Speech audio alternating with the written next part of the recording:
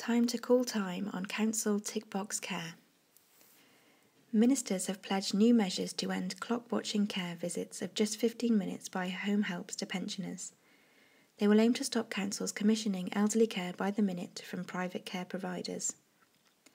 Councils will be told to commission care on the basis of individual needs, giving enough time to complete essential tasks.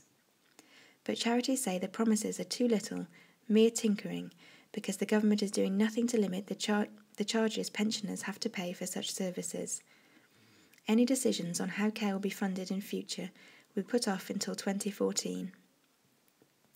A recent survey of care providers by the UK Home Care Association found that 1 in 10 councils was imposing 15-minute time limits on home helps, while more than 30% were limiting visits to 30 minutes.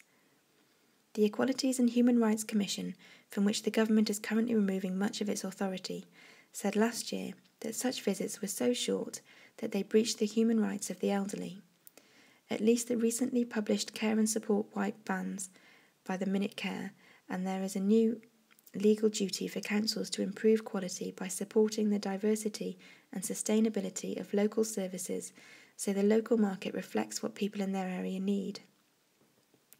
Ministers say that a diverse care market of small and large providers, including charities, will mean that people can choose the services that fit around them, not the other way round. In addition, there are also measures to ensure carers are better trained to deliver a more compassionate service, a new code of conduct, and a recommended minimum training standard. Also, the number of care apprenticeships will double to 100,000, but that target will not be until 2017.